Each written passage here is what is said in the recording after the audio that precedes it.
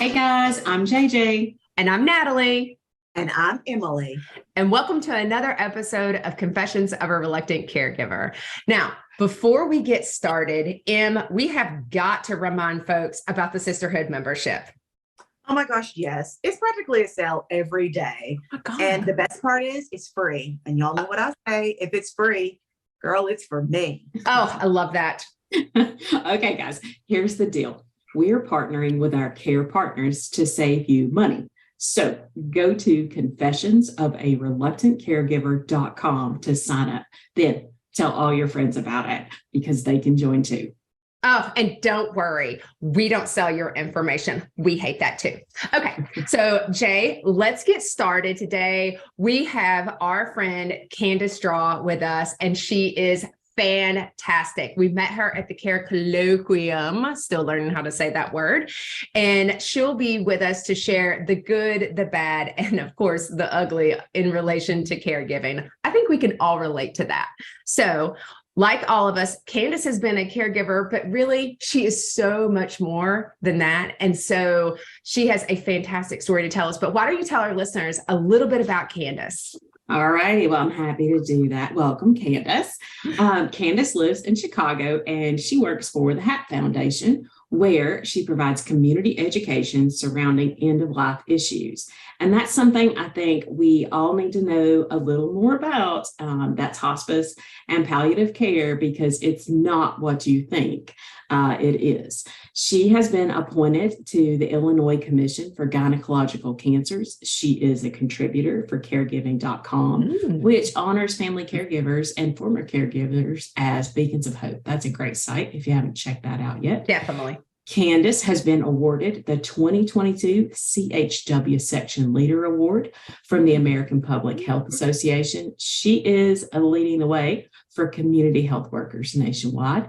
She has also been featured across multiple podcasts. Ooh, she's popular. I know. You can hear her in all kinds of places. Oh my God. She has been on Bump in the Road, Black Cancer, We Have Cancer, My Cancer Story podcast, We'll Gather podcast, and today she is on Confessions of a Reluctant Caregiver. We are super excited to have her. But in addition to all her accolades, Kandis, she's beautiful, first of all. Yes, she is. And her story will resonate, which is really important to us. She has cared for a parent while also being a parent to her siblings, which is an interesting and fun part about that. And she's taken her story and is now changing how care is done. And we are so excited to have you here, Kandis. Welcome, Good morning. Good morning. Thank you for that amazing introduction. I'm over here like, oh, wow. Like, who's that? I love her. She would be her friend. Yes. Good morning. Good morning. So, Kandis, tell us, because you have been a little bit of everywhere, but kind of tell us how you got started. Like you kind of, I won't say stumbled into caregiving, but it was kind of a surprise for you. Stumbled, fell, walked into, imagine just one day everything being normal and then the next day everything changing. Yes. I would say, just like any typical, I guess family gathering, it was one Thanksgiving, we had food, you get up the next day, it's Black Friday, but this particular Black Friday, I just didn't go shopping. Usually I would have gone downtown and gotten lost in the crowds and all the pushing and all of that. But I just decided to stay home. And then my mother got sick. She started having these terrible pains in her uterus. And she started she started just not being able to move, and like things like the pain just kept getting worse and worse. And so I rushed her to the hospital and she got diagnosed with cancer in the ER. In the ER. So it was one of those, they gave her pain meds, they take you up for scans and all of that. And then the next thing you know, I was pulled in the back and he was showing me. Kandis, how old were you? Because I know you were younger because you're a puppy. I'm a puppy. Yeah. So I had just turned, I was 29 at the time. I turned 30 that following February. So November diagnosis, February was my birthday. I turned 30. Yeah. And you were, because you were kind of, what were you doing before? Like you had graduated college? So I had a job so I started there as a temp actually. And then I just worked my way up to be their office manager. And then I was there for 3-4 years, and I had just been laid off from that job that fall. And then I was just, looking for my next role, my next job or whatever. And then she got diagnosed. And then the next 3.5 years were dedicated to her care. Yeah. And then the 3 years after that, while I had my younger sibs, and then another 3 years later until my younger sister graduated high school. Oh, wow. So how old are you? 7-year stretch. Yeah, because that's I know how old were your younger siblings? Because you're caring for your younger siblings at the same time as you're supporting your mom. Yeah, so 8 and 12. So coming out of it was rough in these care streets. That's why I like your confessions of a reluctant caregiver as well. My sister, so imagine my mother passed as she was graduating 8th grade. So it was me enrolling her for high school in the fall. Yeah. And if you have teenage daughters, I don't have to tell you that sometimes they can be very evil creatures. Oh, yeah. I just don't know. Yeah. Yes. I'm like, you're just not a very nice person. So, I mean, going through the teenage years after experiencing a death, that first year was rough. I mean, if we're going to do some confessing, me being an instant parent, but then also registering her for high school, and then the effects of her death on the kids. Yeah. My little brother started getting angry. He started fighting his first year. And then they would call me because they were like, this is not normal. No, it's not. So what did I do? I got them into some grief support. And then my little sister, the first year, her freshman year, the dean must have called me so much. I told her, I said, I'm gonna just come up here in my bonnet and my house slippers, because at this point, my sister was spazzing out. And, I had to, I'm in the dean's office getting crunk with her, you better get yourself, get your life right. So, and before a therapeutic meeting happens, because I think you probably wanted to give her a therapeutic meeting. I did, right in front of all of them. I said, you call the cops, do what you're going to do, but you're going to stop that. So that first year, oh my goodness, it was rough. Yeah. That would make perfect sense though. I mean, because, not only did their mom pass and you're pushed into this role. So let me ask you this. This is kind of interesting because I think about Kandis, our kind of birth order, like JJ's the oldest by an exceptional amount. It's kind of embarrassing, but she ages well.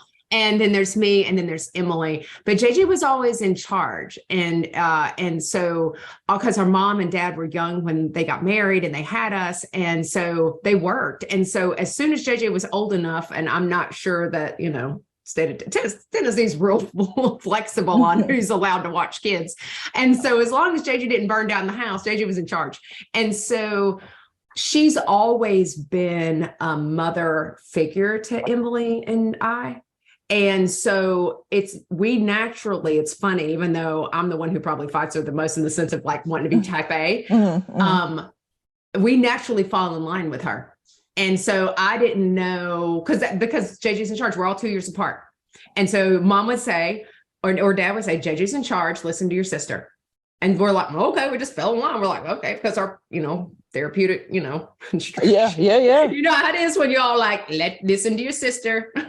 So how was the dynamics between you and your siblings before your mom got sick versus then after? Because that's interesting to me.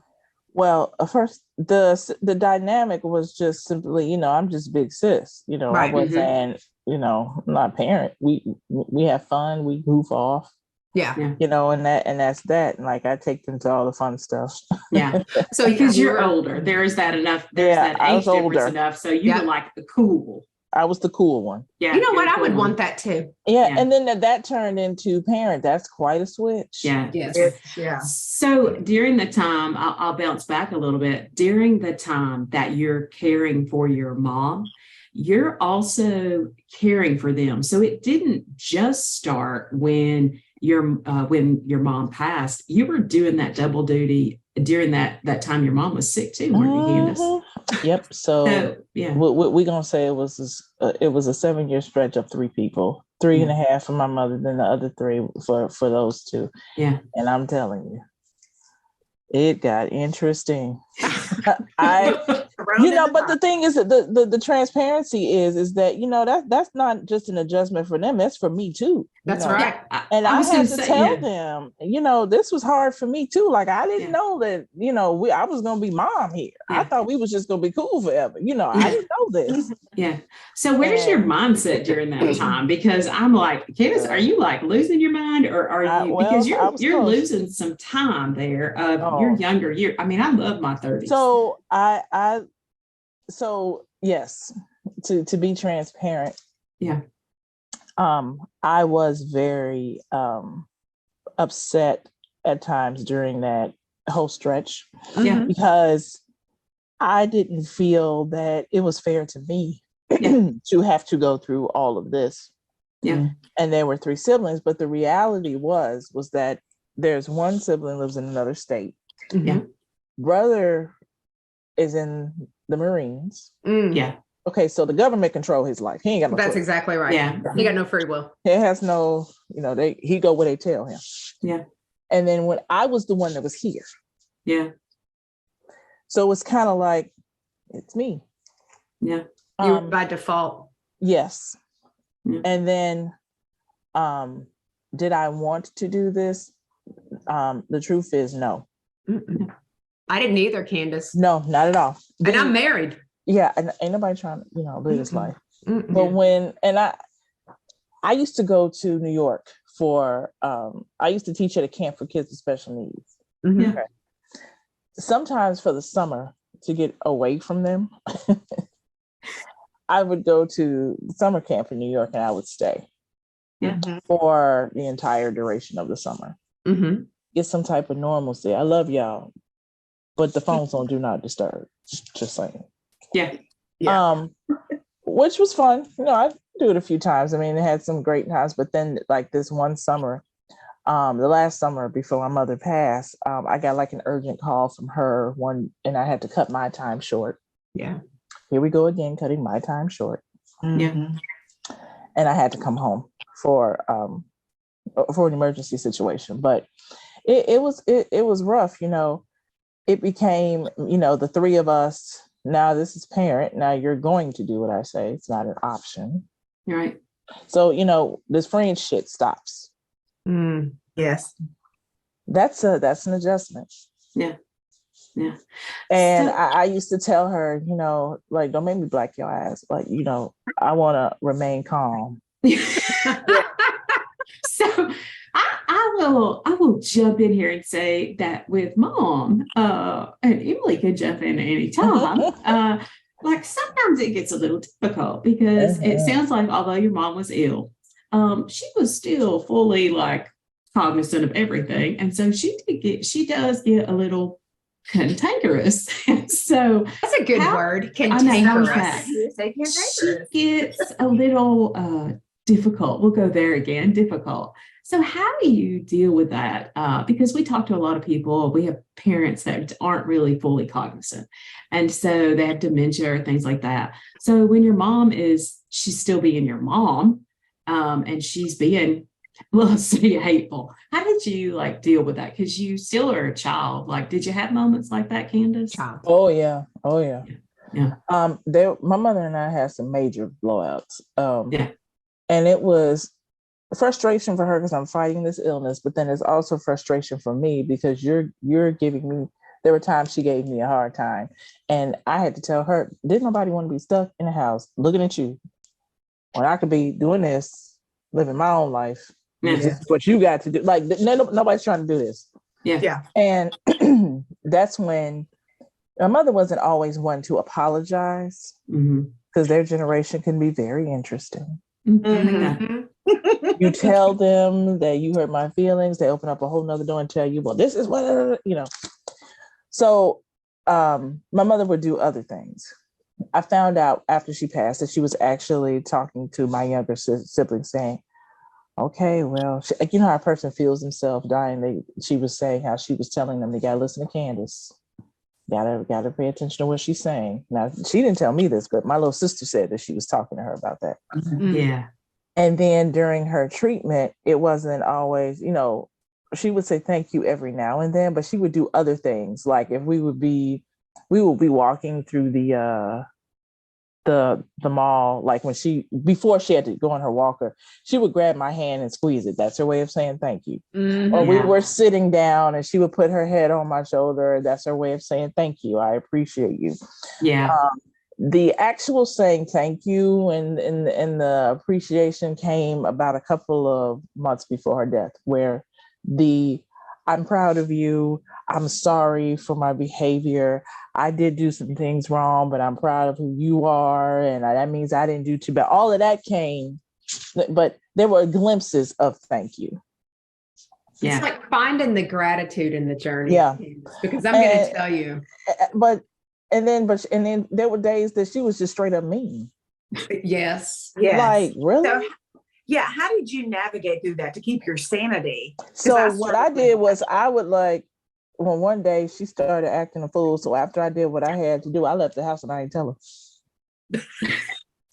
I just walked out. That. There are many times I want to run out that door, grab my keys and be like, no, I grabbed the keys. I grabbed the keys and I was gone and she didn't know I had left.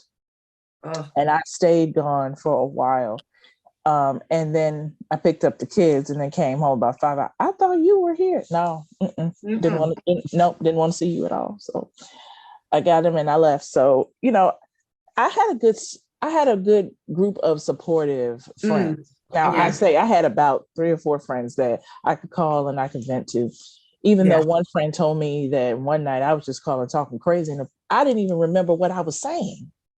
Like when she told me, I said, I don't even remember. She was like, I used to just sleep with the phone like this because I knew you were calling. But the reality, I was grateful for that, because a lot of times caregivers don't have it. Yeah. And then there were times where I was invited out, and I would go places, and it wasn't very often, but I would go hang out with some friends, and they were like, we're so happy you came, things I needed to hear. Yeah. But at the same time, you got the criticism. You get the criticism of, well, you better than me because I wouldn't have been doing that, and the chips would have just fall where they make, and I wouldn't, And I said, well, truthfully, caregiving is a journey that you don't understand till you're in it. Mm-hmm. That's right. And then you get that everybody's not about to be living this life. Yeah. Oh, they're very quick to tell you. Yeah. I don't see how you do it. And I'm like, I don't see how I do it either. Yeah. And the truth is I didn't see how I did it either. It's just something that I felt like I had to do, especially since upon my mother's diagnosis, they didn't think she was going to last over a year. It was already in the 4th stage. Yeah. Wow. Yeah. And, but she hit 3.5 years and that was a blessing. Yeah. Mm-hmm. That, God saw to extend her life, and I really was, you're grateful for that. But I mean, there were some days, as you all know, the caregiving, it was so hard. I mean, there were days that I didn't even know, okay, do I have strength enough to shower or am I going to offend the person next to me? Yeah. Yeah. I was so tired some nights, she would have a hard night. I was up with her. Then in a matter of a couple of hours of me sleeping, they got to get to school. Yeah. Then I would come back and sleep when I could. Then, but it's not just that. It was everything else. It was the grocery shopping. Me and Whole Foods were best friends. I mean, the Whole Foods here in downtown, they knew who I was. There go Candace again. So I have to tell you that it can be very hard, though, seeing your life go by the wayside. I had a 7-year stretch of this is just what it was. Yeah. That's hard for me. That was hard for me. It's hard. It is hard because it's the most selfless act, in my opinion, that you can do. It's the most selfless. Somewhere you have to find the balance between selfless and not losing yourself. Mm-hmm. And that's, excuse me, that's the part that was hard for me because you feel like I must help this person. I must give. And you don't consider yourself. And then you have those feelings that creep in that are just like, I'm pissed. I'm pissed. Yeah. I can't believe I'm flipping here. I can't believe I'm dealing with this. I didn't ask for this. And so even though Emily, for example, Emily stepped up and said, after our mom had been respectfully kicked out of the third facility, asked to leave. Otherwise, that's the polite way to say it. And said, I'm going to do it. And I'm all like, turn around, don't drown. And don't do it till it's find somewhere else, because our mom is difficult. I mean, she's difficult, but her Parkinson's exasperates it actually, and because of the dopamine. And so didn't even realize there was a dopamine dysregulation disorder that you get, because once you get so much dopamine in your body, you start to crave it like an addict. And so she is hateful when she wants her meds. And so I was worried. And so I'm going to tell you, Kandis, I mean, I would have been like, Kandis, I'm worried about you, because you're not only taking care of your mom, but then you're taking care of your siblings who are going to have all their emotions and not understand it. And the thing is but let's, aside from that part, how I went down over the years, like over a 4-year period, no lie, because I had no health benefits. Because I wasn't working. I had no money coming in. Let's talk. You could be financially devastated as a caregiver. That's right. Yes. And I'm happy about this now, but like over a 3-year period, I must have put on 80 pounds. That was me. Yeah. And then I put on 80 pounds over a 3-year period. And when my mother died and I was finally able to get some type of insurance, I was finally able to, going to the doctor, and they looking at me like, ma'am, then the healing journey started. I joined a gym and I started to get this. It's crazy. I lost 100 pounds. It took me 4 years, but I lost 100 pounds. But the thing is, that was hard being, but they were still young. So what I would do is I tried to get the self-discipline back. I would take them to school, then I would leave there. And then I said, get your ass, go to the gym while they're in school. That's right. If you go home, you're going to go to sleep, and you cannot afford to do that. So I would drop them off, go to the gym, do what I had to do, then go home. And then when I became more disciplined, I would pick them up and we would go in the evening. And then they would just go to the kids club, and then I would do what I had to do. And then I would just go so the healing journey started upon her death, but it's still, the other part that's hard was I hadn't worked in almost 8 years. Okay. So try to rejoin the workforce after all that time and the rejection that you got and oh my God, you are so amazing. But we're going to go with another candidate. I mean, when you explained, I just am curious, because I've been, people that hire. And when you said, they were like, oh, you've been out of the workforce this long. And they say, what did you do? And you're like, I stayed at home and took care of my mom who was ill. And then I helped raise my siblings. So I'm assuming that's when they said, oh my gosh, you're amazing. Oh, I'm sorry, we can't hire you. Well, I mean, is that the reaction you got when you said I've been at home for 8 years? Yeah. So what happened was when I was very scared about getting back into the workforce, because I really felt like I looked like Mary Poppins. With a spoonful of sugar for, all these years. And then they're looking at me now like, girlfriend, what is going on? I just didn't want to look like a loser. I felt like in terms of the workspace, I looked like a loser. And so what I did was I had a really good family friend that I got some advice from. I said, eventually, I'm gonna have to go back to work. I need some guidance. What do I say? Because I don't know. And so that's when they said, well, you did something, there was a legit reason why you weren't working. It's not, you weren't lazy. A family caregiver is not lazy. No. She said, so you need to own that and just tell them, there was a stretch of time I took care of my mom and my siblings because she battled cancer. He said, you don't have to go into detail, but you do need to just state that that's what it was. Yeah. And then he said, also, he said, you like doing certain things. Why don't you try volunteering? That is work. It's unpaid work, but it's work. Yeah. So that was I took his advice and I started volunteering. Okay. And I started doing things to make it look like, okay, well, let's put this on the resume because you ain't got no one here since 2000, whatever.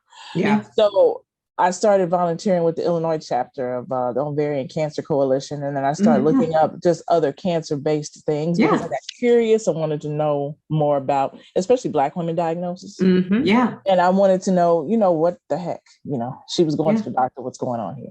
Right. So that's how I started. I started volunteering and going, but I used to sit at a coffee shop. There's a Black-owned coffee shop that was about 20 minutes from my house.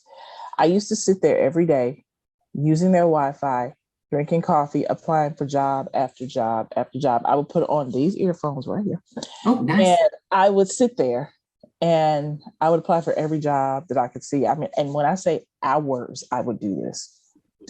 I would go home, start over, repeat again. Okay, first of all, it's mentally draining. Yes, it is. It is. Then to have to go to interview after interview after interview after interview to just be rejected messes with you mentally. Yeah. Because I'm an intelligent person. I'm an intelligent woman. I know that I can do this. Yeah. Why don't you feel that I'm worth it to at least give me a chance? Yeah. And I went through a lot of that. Yeah. Yeah. I went through a lot of that. So, the reason why a lot of people, when you're out of caregiving don't do it is because number one, it's selfless. Number two, everybody can't stop being their life to be a family caregiver when you get, but because the financial part, how many people did I meet that lost job, lost benefits, didn't have anybody to help them? Okay, so now we're going to get thrown out. Okay, but can I get paid to be this family caregiver? Can I do this? A lot. There's so many different steps. Yeah. There's so many hurdles you got to jump over. My dad was there. So, somebody was still working to pay the bills. That's the blessing. The blessing was that he was still doing that. But at the same time, the bulk of the work was me. Yeah. And it's very hard to see your life, and then you got to pick yourself back up after all that time. It's just very challenging. So I literally worked my way from the bottom. I started I had to start as a temp all over again. Yeah. Then I went back and then I became, I got in contact with my friend found a headhunter. We started doing that. Then I had to redo a resume. Then I didn't have enough money. So I just used to Google resume templates, literally. Yeah. Yes. Literally, that's what I did. And then when I finally got enough money, I was trying to transition again. I hired someone to rewrite it but it was a step by step. It's rough trying to work your way back up. It is. So now I see all these accolades and I know that you're working in that field. So she went into advocacy. Like God had a plan for you, girl. Yeah. He needed your story to be, he needed you to go through this because you're making change. Yeah, he definitely had a plan. He had a plan. That's a big old P, like capital H and a capital P. So like you're fighting and you've got three sisters here and what you're fighting for, you've got three females here. And your mission, first of all, you're working with HAP, and that itself, the portion of hospice and palliative care, but also the ovarian cancer, gynecological cancers, that and how significant that is. Tell us about that and the differences. Tell us about that a little more, Kandis, because that's what you shared originally with us when we spoke with you previously. That's really interesting. That's something that needs to get out. So the gynecological cancer space is not something that is you heard a lot about. Yeah. When Komen Chicago was open here in Chicago before they closed, I met with the president of the associate board at the time. They were looking for another president. And so my name came up. And so they took me, the president at the time took me to lunch. Yeah. And I don't need a reason to eat. We all know that. Lord knows. I always talk better when I'm eating. Yeah, listen, I ain't got no problem. But when she took me and, they were talking about, I went to a couple of events that they had. And she asked me, how I did. It's basically like, we are looking for someone to take over, and they wanted to be another Black woman because the CEO of Komen Chicago at the time was a Black woman, and the associate AB president was a Black woman, and so they were looking for somebody else to take over. And while I loved cancer and advocacy, that wasn't where my heart was. My heart wasn't gynecological. I always felt like breast cancer had all this publicity. They do all this, True. With respect, because cancer, any kind of cancer, is that's important. But the gynecological space did not. And so that's kind of where, after I declined, I said, no, what I want to do is the awareness around gynecological cancers. So that's when I started being on committees for the Illinois chapter, doing the run walk, and then the people that I met, I started there. And then I started volunteering with the Illinois chapter, and we would do corporate tree decorating at the zoo, where they have ornaments with your loved one's name, if they're deceased. And then if you're, I started that, making relationships there. Yeah. From that, that's how I got my first interview with Cancer Wellness magazine. Because it was a committee meeting one Saturday. I saw the magazine there and they were looking for stories. So I submitted mine and then got an interview. Yeah. And then after that, I just started volunteering at the Gilda's Club here. I started asking more questions. And then I just didn't see a lot of Black women in the space. What I saw was, and then it didn't feel like there was a lot of diversity either. Like, so I just decided, me and another friend, well, she's deceased now, but we were on the committee and we used to talk about that all the time. The diagnosis of gynecological cancers can be sudden because it can look like anything. It can look like gas. It's hard to diagnose it in the first place. You have to be very strategic. So, just find the common denominator. And then I became a national advocate, I want to say 2 years after I joined the Illinois chapter. And that became because there was a woman who I met when I traveled to DC, and this was right before COVID. She was another Black woman advocate. She had been one for a while. And I started learning, how to talk to state, Senate, House leaders about different things. Yeah. And it could be intimidating at first, but give me a couple tries and I'm good. I know it. I'm good. And so, learning that and then being asked to speak on first panel. So it was just but it was really about putting more Black women as advocates because, cancer affects everybody. At some point, somebody will be affected by it. Somebody there's no way around it. So it's kind of like, as Black women, what are some of the things that we need to be aware of? Our diagnosis rates are higher, the morbidity rates are higher. There's just so many different, facets to it. Is that the same with, you said it was the same with Hispanic women? Is it is, yes. Women? Okay, yeah. And women of color, we'll say women of color. Women of color, yeah. And I just wanted to learn more. I just started curious. Yeah. So then I became a national advocate. And then one of I don't know if you ever read about, her name is Kimberly Richardson. She is here in Chicago, but she is a 2-time cancer survivor, ovarian and breast. Yeah. And she decided, she invited me to speak on my first panel here in Chicago, Project Hood here on the South Side. After that, we've attended a lot of different advocacy sessions together, but she got with some representatives and got the launch of the state commission. So, imagine me getting an email from the governor's office. Hey, we would love for you to be on this commission. Fill out all this X and Y paperwork. Blah, blah, blah. That's a resume builder. Definitely was a resume that right builder. there is getting appointed by the governor to. Hey, I was running my brother and sister drop. to school, and all you all didn't who want to hire me. Mic drop. drop. Yeah, mic drop. Listen, that's right. So, I it's just been a journey. Yeah. Not just a faith. Faith journey too, but I remember during COVID, didn't have was let go of both jobs. Okay. Didn't know, moved into an apartment with no plan. Yeah. Imagine the COVID hits. You just bought a car, you have an apartment, right?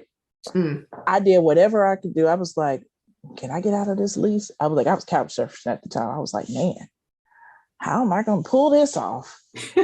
But then, I was just so nervous and so scared. That was rough. Yeah. And then I said, okay, well, we're just going to keep going, right? We're just going to keep going. Yeah. So, and then I worked at homeless shelters for 9 months during COVID. And that will humble you any day. That's exactly right. Yeah. And the truth is that, when you get to running your mouth and being judgmental and all of this, I just realized, okay, wait a minute. This could have been me. Yeah. Yeah. This could have been me. Yeah. It can be any of us. It really can. Yeah. And so yeah, I worked there for 9 months before I made that transition to become a community health worker for the area. The area of the city is really, I'm predominantly African American. It's really educating us on what hospice and palliative care is, how it can help us, not hinder us. But you have generations of things you gotta dig through. That's first right. Before you can even get in and talk to some people. So it's it's again, and not an area for everybody, just like caregiving isn't. Yeah. I had a friend that was going through that as well, and her mother kept pushing her to like move in with her. And I looked at her and I said, "You ain't trying to do that, are you?" And she was like, "No, because I did. It's rough. Be warned." Taking lived experience. Until you've lived it. And the thing is I never really understood it. And, our mom had Parkinson's for all these years, like 10 years. Well, no, longer, because she was diagnosed at 52 and she's 68, but she'd had it before then. But until 2022, when I became a full-time caregiver for Jason, when he got his cancer diagnosis, I was a long distance caregiver and an arm's length distance caregiver. Like JJ was the oldest. We let her take that birth order responsibility. Emily and I were best supporting actresses. And we just were like, tell us what you want us to do. And our mom was kind of, all independent anyway. And she didn't want us in her business. So JJ was the closest. Don't you love it when they say that? She did not want us in her business, and we try to help her. And then we'll be like, all right, fine, be hateful. And so you do you.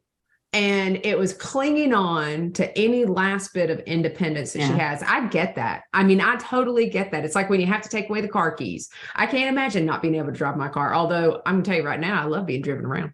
And so I'm okay with that. And so I think that's the part that's that's hard. But when I became a caregiver for Jason, holy crap.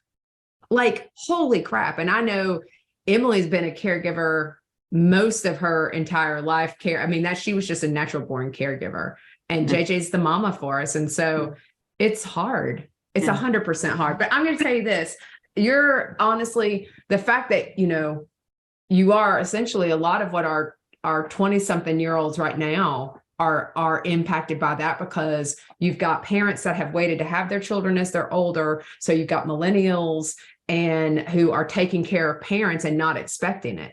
And how does that impact your life? And to feel like you've lost your 30s, well, you gained so many skills that are transferable.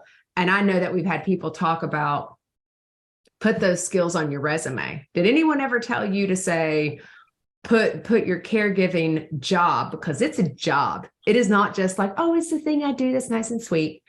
It's a job. Yeah. Did they ever say, put that on your resume?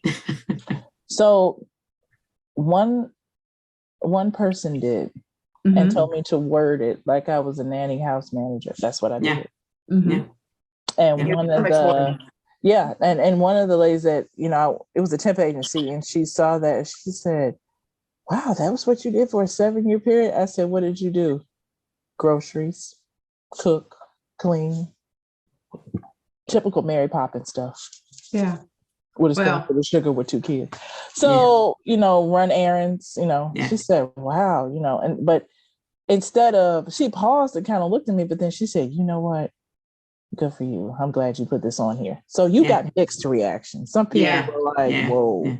Yeah. Oh, I'm financial planner. I'm throwing up bigger words than that. I'm like, I'm an attorney. I'm an advocate. I used to do all of this. That's it. Well, and caregivers honestly are, from an employee standpoint, those skills are resilient skills. And so when we have employees that are like, oh, this is really hard and I don't really like this, caregivers will be like, that ain't nothing. You ain't seen nothing until you did this. And literally, that is how I would be. I'm like, this ain't hard. What are y'all talking about? Y'all act like this is hard work. No. And we'd rather go. And here's the thing, Kandis, I went to work gratefully, because if I could, when I worked at the same time when Jason was going through stuff.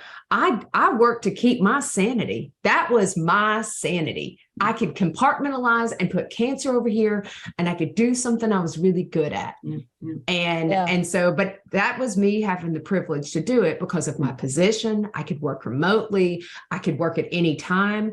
There's privilege in that. Yeah. And my direct care workers where I work now, we wouldn't be able to have that flexibility. Mm.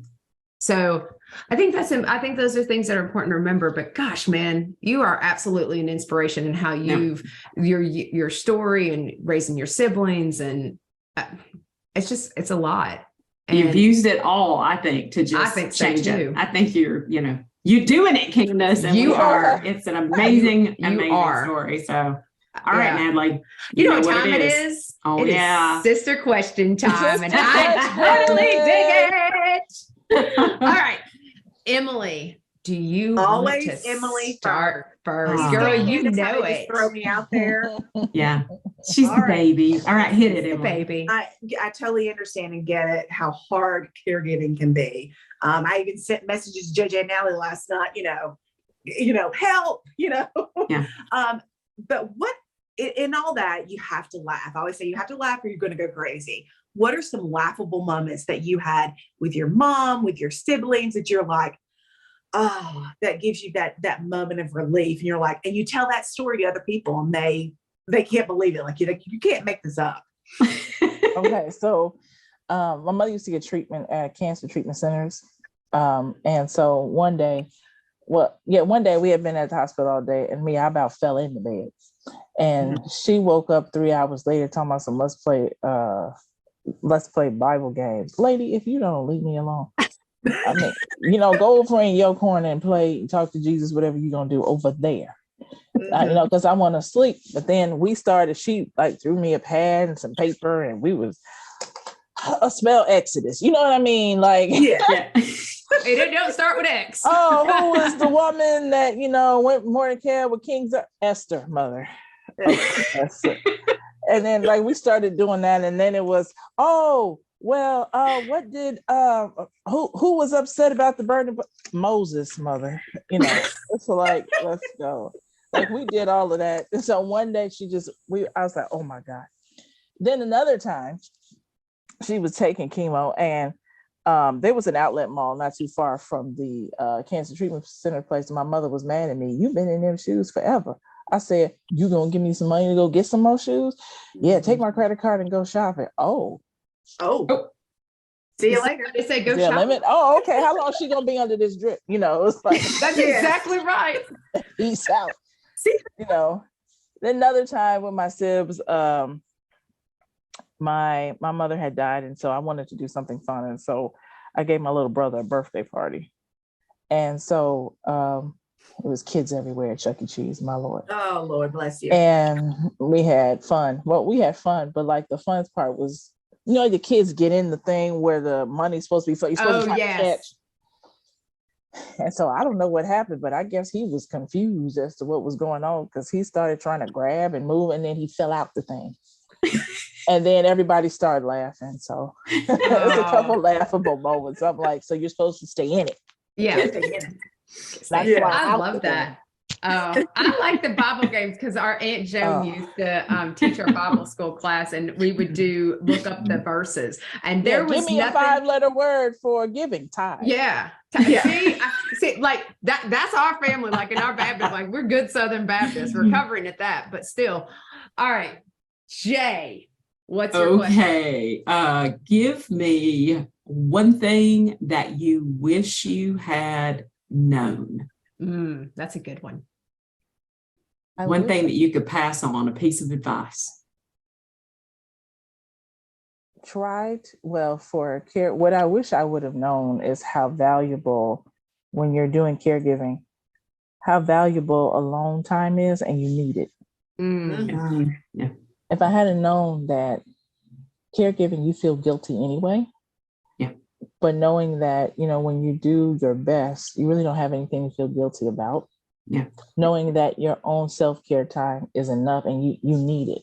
Yeah. Don't push it to the wayside, because who you are will start to diminish. Right. Give yourself a moment to center yourself, because there were many moments that I just felt guilty about doing anything. But how dare I go to sleep? How dare I take a nap? How dare I, knowing that that's okay. Guilt You want to is give that such an a amen, power Emily? thing. Yes. You want to get an amen, Emily? Preach. I want an very amen about my self-time. And when that gets taken away, I feel like a 3-year-old throwing a tantrum. Yeah, because it's like, yes, you? it's my time. Like, you know. Don't, and I have planned this for 2 weeks, I'm going out this weekend, and then when a caregiver doesn't show up, then it's just, you're like, okay, how do I, make this a little bit better? How can I spend time to rejuvenate myself during that small amount of time? Yes. That's true. All right. So I have the best question, and this is always the most fun. Are you ready? What is your guilty pleasure? What's your guilty pleasure? These are always fun. It could be anything. Anything you want. What is your guilty pleasure? Like, oh, this is so good, I'm not sharing it with anybody, kind of thing. This is mine. I used to go to the store, get chocolate covered strawberries, get whipped cream, and watch Russell Crowe. We are of the same. I have a big thing for Russell Crowe. Gladiator. Oh, Kandis, my middle son is named after him. His name is Max. Well, I wanted to name him Maximus. I used to call my friend Wait, can't hear you. I used to call my friend, and she used to be like, "You watching Gladiator?" I said, "Man, your business. Why are you in the business? Like, why are you? I mean, you like that over Idris Elba, so." Yeah. Oh my God. That is Lord. I'm gonna tell you right now. Russell, that is fantastic. Kandis, I'm going to tell you, we cannot thank you enough for coming on today. We have had a great time, and you have been, your story is fantastic. I hope you keep sharing it and you keep doing what you're doing and growing and changing. Thank you. Changing the people and helping the people and continue to educate, because it's so important, the story you have. And we want to thank all of our listeners for stopping in today, listening to Kandis and listening to us. You mean the world to us. And we just appreciate it. And don't forget to go to our website and sign up for the sisterhood membership. Why is that so important, and what's so great? It's free, ladies. And what I say, when it's free, it is for me. FREE. That's right. And we know resources are tight and inflation's high, and so are interest rates. So every dollar counts, and trust us, we know every dollar counts. And so whether you are a caregiver, have been a caregiver, or will be a caregiver, you are never alone in this journey. You'll always be part of our sisterhood of care. So you've got this. And so we absolutely love you guys. Don't forget, we drop new episodes every Tuesday on the Whole Care Network, or where you find your favorite podcast. And so I'm going to tell you right now, you definitely want to go to YouTube, go to website, because we have the video that'll be up. And so you definitely want to watch. But guys, thank you so much. And thank you, Kandis, for being here. Thank you. We love you. And we will see you next Tuesday when we confess again. Thanks, guys. Thanks, everybody. Bye.